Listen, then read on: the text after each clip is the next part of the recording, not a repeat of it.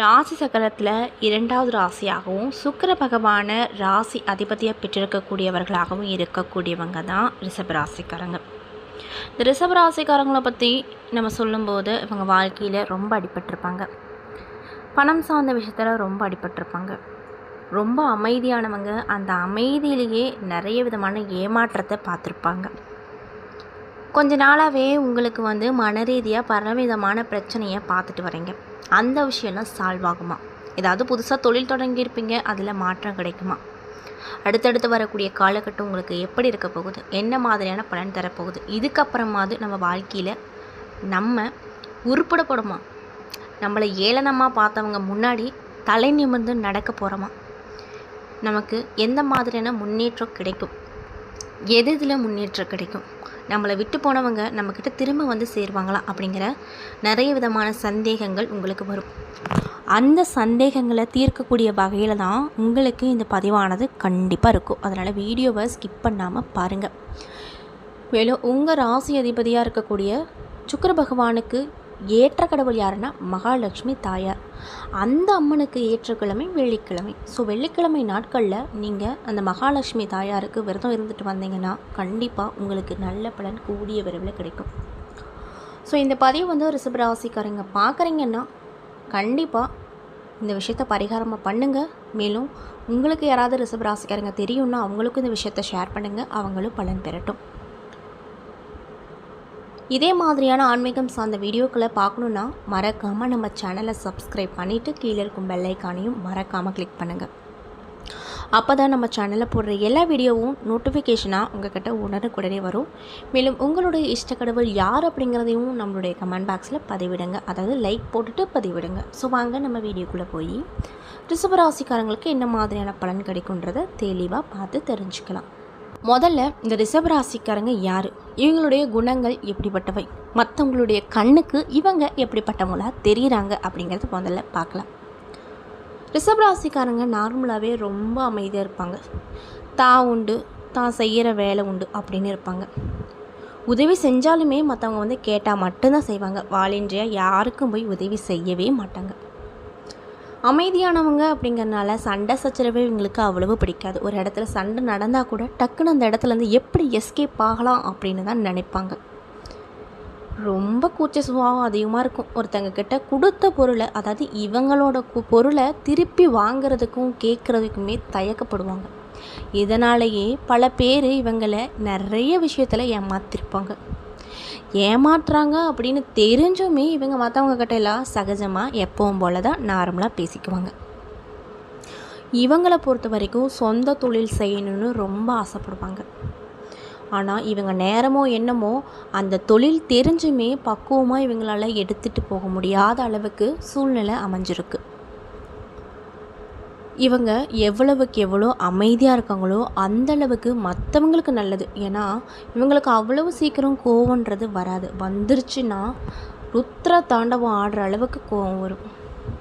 அதனால் ரிஷபராசிக்காரங்க யாராவது உங்களுக்கு தெரிஞ்சவங்களா இருந்தால், என்னடா இவன் எப்போ பார்த்தாலும் அமைதியாக இருக்கான், எதுக்கும் சண்டை சச்சரவுக்கு போக மாட்டாங்களாம், எந்த விஷயத்துலையும் மாட்ட மாட்டாங்களாம் அப்படின்னு மட்டும் நீங்கள் நினச்சிடாதீங்க. அவங்க மட்டும் கோவப்பட்டுட்டாங்கன்னா அவங்களுடைய இன்னொரு முகத்தை நீங்கள் பார்க்குற மாதிரி இருக்கும். அவங்க இன்னொரு முகங்கிறது சாஃப்டாக இருக்கிறதுக்கு ஆப்போசிட்டாக இருக்கும். நீங்களே அவங்கள வெறுக்கிற அளவுக்கு அவங்க மாறுவாங்க. அதனால் முடிஞ்ச அளவுக்கு ரிஷபராசிக்காரங்க கிட்ட அன்பாக பேசி பழகுங்க, அரவணைப்பு கொடுங்க. எல்லா விஷயத்துக்கும் உங்ககிட்ட பக்கத்துணையாக இருப்பாங்க. ஆனால் முக்கியமாக நீங்கள் என்ன தெரிஞ்சுக்கணுன்னா, இவங்கக்கிட்ட நீங்கள் தானாக போய் எனக்கு அது பண்ணித்தாயேன் இது பண்ணித்தாயேன்னு கேட்டால் மட்டும்தான் பண்ணுவாங்களே தவிர்த்து உங்கள் கஷ்டத்தை புரிஞ்சுக்கிட்டு அவங்களே முன்னாடி அந்த உதவியை செய்ய மாட்டாங்க. இதை நல்லா உங்கள் மைண்டில் வச்சுக்கோங்க. மற்றவங்களுக்கு ஈஸியாக அட்வைஸ் கொடுத்துட்டு அந்த அட்வைஸை இவங்க ஃபாலோ பண்ணவே மாட்டாங்க. எவ்வளோ கஷ்டம் வந்தாலும் மனுஷன் சிரிச்சுக்கிட்டே அதை ஃபேஸ் பண்ணிவிட்டு போய்கிட்டே இருப்பான் அப்படின்னு சொல்கிறாங்க பார்த்தீங்களா? அந்த ராசி வேறு எந்த ராசியும் இல்லை, இந்த ரிஷப ராசி தான். இந்த ரிஷப ராசியில் சுக்கிர பகவானுடைய ஆதிக்கம் அதிகமாக இருப்பதால் கல்வி சார்ந்த விஷயத்தில் இவங்க ரொம்பவே கொடிக்கட்டி பறப்பாங்க. படிப்புன்னா இவங்களுக்கு ரொம்ப பிடிக்கும். ஃபஸ்ட் ஆஃப் ஆல் இவங்க கொஞ்சம் நாள் மக்கா தான் இருப்பாங்க. அதாவது ஒரு 6வது 10வது வரைக்குமே கொஞ்சம் மக்கா இருப்பாங்க. +1 +2லாம் போயிட்டாங்கன்னா, காலேஜெலாம் போயிட்டாங்கன்னா ரொம்ப அறிவாளியாக மாறிடுவாங்க. மற்றவங்க வந்து ரொம்ப வியந்து பார்க்குற அளவுக்கு ரொம்ப அறிவாளியாக இருப்பாங்க. படிப்பு வரவே வராது, இவன் உருப்படவே மாட்டான் அப்படின்னு நினச்சவங்களோட மனசில் கூட ஆணித்தரமாக போய் நின்றுறாங்க. கண்டிப்பாக அவன் நல்லா படித்து முன்னாடி வந்துடுவான் அப்படிங்கிற ஒரு நிலைமைக்கு இவங்க வந்துடுவாங்க. புக்கு படிக்கிறது, புதுசாக ஏதாவது கற்றுக்கிறது, இந்த மாதிரி விஷயம்லாம் இவங்களுக்கு ரொம்ப பிடிக்கும். முக்கியமாக கலைத்துறையில் கொடிக்கட்டி பறக்கணும் அப்படின்னு ரொம்ப ஆசைப்படுவாங்க.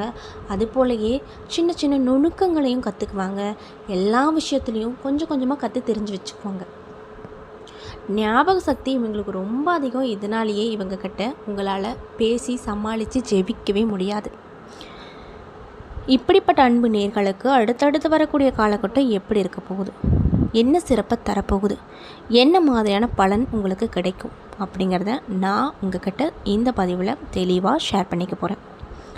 இந்த பதிவில் சொல்லக்கூடிய எல்லா விஷயமும் கண்டிப்பாக உங்களுக்கு பயன் தரக்கூடிய விஷயமாக தான் இருக்கும். அதனால் வீடியோவை ஸ்கிப் பண்ணாமல் பாருங்கள்.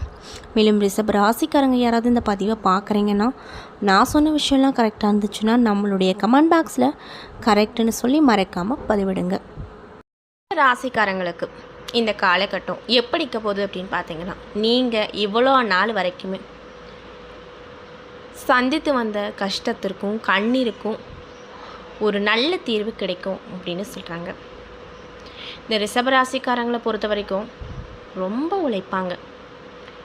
யாருக்கு எதை கொடுக்கவும் தயங்க மாட்டாங்க. தனக்கு இல்லாட்டி பரவாயில்ல, மற்றவங்களுக்கு இருக்கணும் அப்படின்னு நினைப்பாங்க. உங்களை சுற்றி இருக்கிறவங்க உங்களை புரிஞ்சிக்காம தூக்கி போட்டுருவாங்க. எதை செஞ்சாலுமே உங்களுக்கு கெட்ட பேர் தான் இது வரைக்கும் நடந்திருக்கும். ஆனால் இதுக்கு மேலே அந்த நிலை எல்லாமே உங்களுக்கு படிப்படியாக மாறப்போகுது. எந்த உறவு உங்களை ஒதுக்கிட்டு போனாங்களோ அந்த உறவு உங்களை தானாக தேடி வரப்போகுது. புதிய உறவும் வரப்போகுது. நீங்கள் செய்யக்கூடிய எல்லா விஷயத்துக்கும் மதிப்பு மரியாதை கிடைக்கும். திறமைக்கு ஏற்றபடி மதிப்பு கிடைக்கலையே, சலுகை கிடைக்கலையே அப்படின்னு பணியில் இருக்கக்கூடியவங்களுக்கு அவங்களுடைய திறமைக்கேற்ற பலன்கள் இந்த காலகட்டத்தில் கண்டிப்பாக இருக்கும். பொருளாதாரத்தை பொறுத்த வரைக்கும் உங்களுக்கு ஒரு பெரிய பொருளாதார மாற்றம் வரப்போகுது.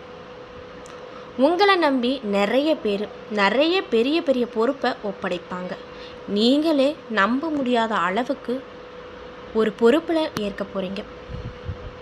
சமூகத்தில் உங்களுக்குன்னு ஒரு தனி மரியாதையும் அந்தஸ்தும் வரப்போகுது. இதெல்லாம் எதனாலன்னு பார்த்தீங்கன்னா, கிரகங்களுடைய கோச்சார அமைப்பின் படி.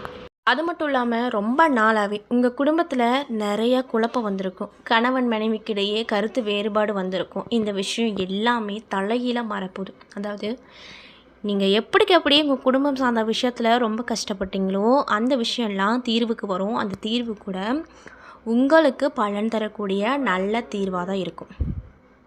எப்போ பார்த்தாலும் ஒரு சண்டை சச்சரவு, நிம்மதி இல்லை, வீட்டில் வந்து கஷ்டம், பண கஷ்டம், மன ரீதியாக கஷ்டம், புருஷன் பொண்டாட்டிக்குள்ளே சண்டை அப்படிங்கிற நிலை எல்லாமே காணாமல் போக போகுது.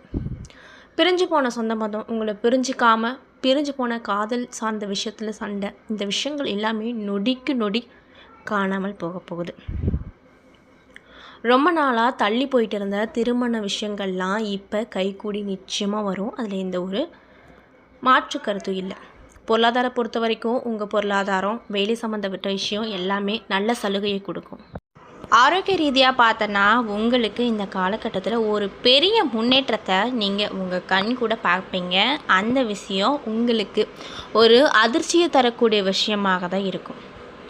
காலையில் எப்போவுமே எந்திரிக்கும் போது ஒரு விதமான சோம்பேறித்தனத்தோடையே இருப்பீங்க. ஷோப்பா என்னடா இது, இன்றைக்கி நாள் எப்படி ஓட்டுறது, ஒன்றுமே முடியல அப்படிங்கிற நிலையெல்லாம் மாறி புதுவிதமான சுறுசுறுப்பு உண்டாகி எல்லா விஷயத்தையும் எல்லா வேலைகளும் யாருமே சொல்லாமல் இழுத்து போட்டுட்டு இந்த காலகட்டத்தில் செய்வீங்க. அந்தளவுக்கு ஆரோக்கியத்தில் உங்களுக்கு நிறைய விதமான மேன்மை கிடைக்கும்.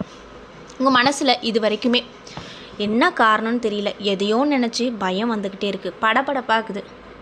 என்னையே அறியாமல் ஏதோ ஒரு விஷயத்தை நினச்சிட்டு குழம்பிகிட்டே இருக்கேன். அது என்ன விஷயம்னு எனக்கும் தெரியல, ஆனால் பயமாக ஒரு விதமான பயம் உள்ளே இருந்துக்கிட்டே இருக்குது அப்படின்னு சொல்லிட்டு வந்தவங்களுக்கும் அந்த நிலை கண்டிப்பாக மாறும்.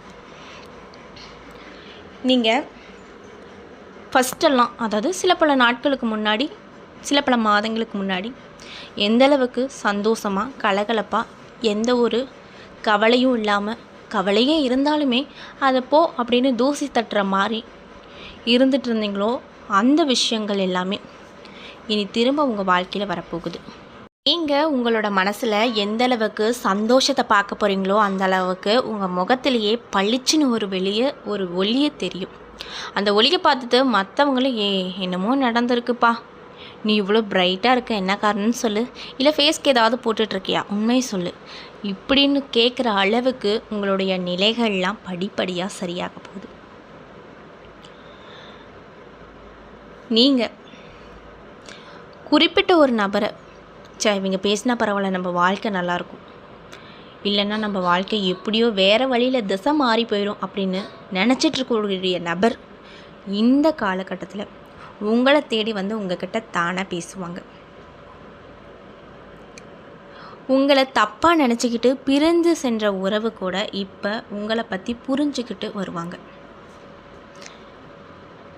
உங்களை என்ன மாதிரியான நிலையில் வைக்கணும் அப்படிங்கிற நிலையும் அவங்களுக்கு புரிஞ்சிருக்கும். மற்றவங்களை பற்றி உங்ககிட்ட யாரோ ஒருத்தங்க தப்பாக சொல்லியே உங்களை தனிமையாக வச்சுக்கணும் அப்படின்னு நினைக்கிறவங்க கூட இந்த காலகட்டத்தில் பாவம் இருந்தால் இருந்துட்டு போகுது, சேர்ந்துட்டு போகிறாங்க அப்படிங்கிற நிலைக்கு வந்துடுவாங்க. உங்களுக்கு யாரெல்லாம் எதிரியாக இருந்தாங்களோ அவங்கெல்லாம் நட்பு விதமாக மாறிடுவாங்க. நீங்களே எதிர்பார்க்காத வகையில் உங்களுக்கு நிறைய நல்ல பலன்கள் கிடைக்கும். நீங்கள் வேலை செய்கிற இடத்துல இப்போ வரைக்குமே சலுகை எதிர்பார்த்துட்ருப்பீங்க. இந்த சலுகை வந்துருச்சுன்னா பரவாயில்லப்பா, இத்தனை வருஷம் வேலை செஞ்சேன், இது வரைக்குமே எனக்கு கிடைக்கல அப்படின்னு ரொம்ப ஏக்கத்தோடு இருந்த ரிஷப ராசிக்காரங்களுக்கு நீங்கள் எதிர்பார்த்தபடி உங்களுக்கு நிறைய சலுகைகள் கிடைக்கும். முக்கியமாக நீங்கள் எந்த சலுகை வேணும்னு நினைக்கிறீங்களோ அந்த சலுகைகள் கிடைக்கும். சுக்கிர பகவான் வந்து உங்கள் ராசி அதிபதி அப்படிங்கிறதுனால உங்களுக்கு எப்பயுமே சுகத்தையும் சந்தோஷத்தையும் கண்டிப்பாக கொடுப்பாரு. அந்த நம்பிக்கையோடு இருங்க. எவ்வளவு நாளாக உங்கள் வாழ்க்கையில் நடந்து வந்த கசப்பான சம்பவங்களால் நீங்கள் ரொம்பவே கஷ்டப்பட்டு வந்திருப்பீங்க. எல்லாமே நன்மை தரக்கூடியதாக மாறப்போகுது. உங்களை வந்து சில பல காலங்களாகவே ஏளனமாக பார்த்தவங்க எல்லாருமே மூக்கு மேலே கை வச்சு பார்க்கக்கூடிய அளவுக்கு உங்களுடைய நிலை ரொம்பவே மாறப்போகுது. அது மட்டும் இல்லாமல் நீங்கள் செய்யாமல் ஒரு தப்புக்கு பழி சுமக்க வேண்டிய நிலை இருந்திருக்கும். அந்த நிலையெல்லாம் முழுசாக மாறப்போகுது அப்படின்னு சொல்கிறாங்க. உங்களுக்கு வந்து கிடைக்க வேண்டிய மரியாதை கௌரவம் உங்களை தானாக தேடி வரும்.